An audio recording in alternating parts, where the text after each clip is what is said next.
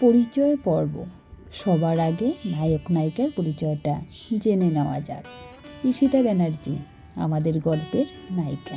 খুব শান্ত, মিষ্টি আর ভদ্র স্বভাবের মেয়ে সে। উচ্চবিত্ত পরিবারে বড় হওয়া ঈশিতার বাবা দেবাশিস ব্যানার্জি একজন নামী কলেজের প্রিন্সিপাল, আর মা অরুণা দেবী একজন গৃহবধূ। দুই দাদার আদরের বোন সে। বড় দাদা দেবরূপ একটি বড় কোম্পানিতে উচ্চ পদে কাজ করে, আর ছোট দাদা দিব্যেন্দু একজন আইপিএস অফিসার। বাড়ির সবার কাছে সে খুব আদরের, সবাই তাকে ভালোবেসে ইসি বলে ডাকে। অন্যদিকে আরমান চৌধুরী এই গল্পের নায়ক। ধনী ও প্রভাবশালী পরিবারের একমাত্র ছেলে। তার বাবা আরিফ চৌধুরী আর মা মেহরিন চৌধুরী। তাদের বিশাল হোটেল ও রেস্টুরেন্টের ব্যবসা রয়েছে, যা এখন তার বাবা ও কাকা দেখাশোনা করেন। আরমানকে সবাই ভালোবেসে রানা বলে ডাকে। উচ্চ মাধ্যমিকে দারুণ ফল করে দার্জিলিংয়ের একটি নামী বিশ্ববিদ্যালয়ে বাংলায় অনার্স নিয়ে ভর্তি হয় ঈশিতা। পড়াশোনায় খুব ভালো হওয়ায় প্রথম লিস্টেই তার নাম ওঠে। নতুন কলেজ, নতুন পরিবেশ, সব কিছু নিয়েই তার ভীষণ উত্তেজনা। প্রথম দিনেই একটু দেরি হয়ে যায় তার। তাড়াহুড়ো করে তৈরি হয়ে সে বেরিয়ে পড়ে তার বেস্ট ফ্রেন্ড অনন্যার সঙ্গে। অনন্যা একটু চঞ্চল আর স্পষ্টভাষী, আর ঈশিতা একদম তার উল্টো, শান্ত আর লাজুক।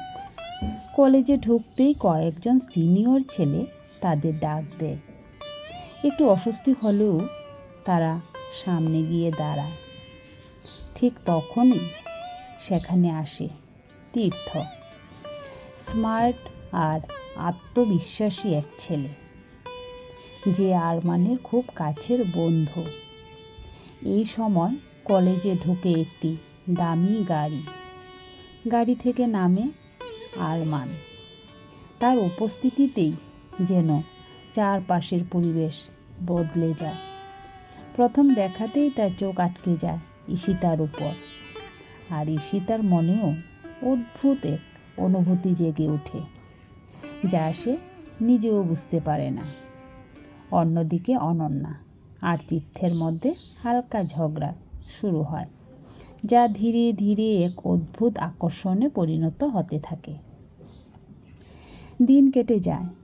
ক্লাস, বন্ধু আর নতুন পরিবেশে ধীরে ধীরে মানিয়ে নিতে থাকে ঈশিতা।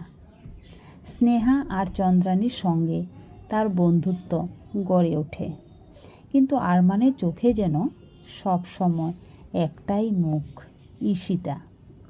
সে যতই নিজের মনকে অন্যদিকে নিতে চায়, ততই যেন তার কথা মনে পড়ে। একদিন লাইব্রেরিতে বসে নোট লিখছিল ঈশিতা।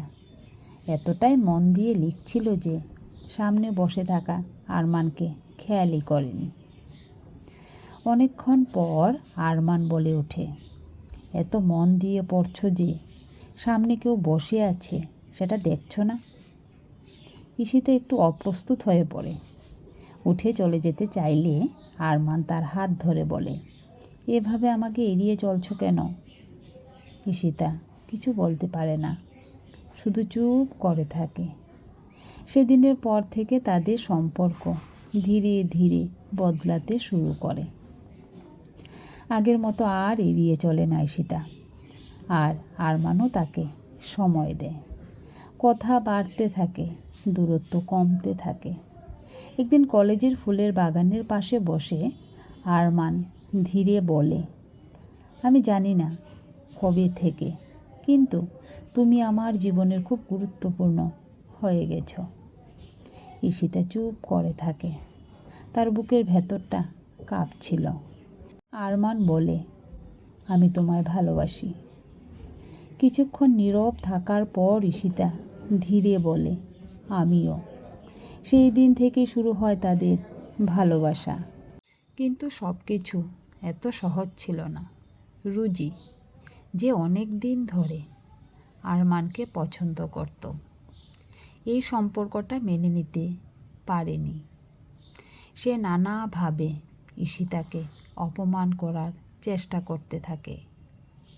একদিন সবার সামনে ঈশিতাকে ছোট করতে গেলে আরমান রাগে বলে ঈশিতাকে নিয়ে একটা কথাও বলবে না। সেদিন সবাই বুঝে যায় আরমানের ভালোবাসা কতটা সত্যি। এরপর আসে সবচেয়ে বড় বাধা। ঈশিতার পরিবার যখন এই সম্পর্কের কথা জানতে পারে, তারা রাজি হয় না। ধর্ম আর সমাজের কথা ভেবে তারা এই সম্পর্ক মানতে চায় না। ভেঙে পড়ে, এদিকে পরিবার, অন্যদিকে ভালোবাসা। আরমান তাকে বলে, আমি অপেক্ষা করব যতদিন লাগে। কয়েক দিনের লড়াইয়ের পর ঈশিতা সাহস করে তার বাবার নিজের মনের কথা খুলে বলল। তার চোখে জল আর সত্যিকারের ভালোবাসা দেখে ধীরে ধীরে তার পরিবারের মন গলে যায়। শেষমেশ সব বাধা পেরিয়ে তারা এক হয়ে যায়। অন্যদিকে তীর্থ আর অনন্যার ঝগড়াও ধীরে ধীরে ভালোবাসায় বদলে যায়। কিছুদিন পর দুই পরিবার মিলে আনন্দের সঙ্গে আরমান আর ঈশিতার বিয়ের আয়োজন করেন। চারপাশে শুধু হাসি, আনন্দ আর ভালোবাসা ছড়িয়ে পড়ে। ভালোবাসা কখনো সহজ হয় না, কিন্তু সত্যিকারের ভালোবাসা সব বাধা পেরিয়ে একদিন ঠিক নিজের জায়গা করে নেয়।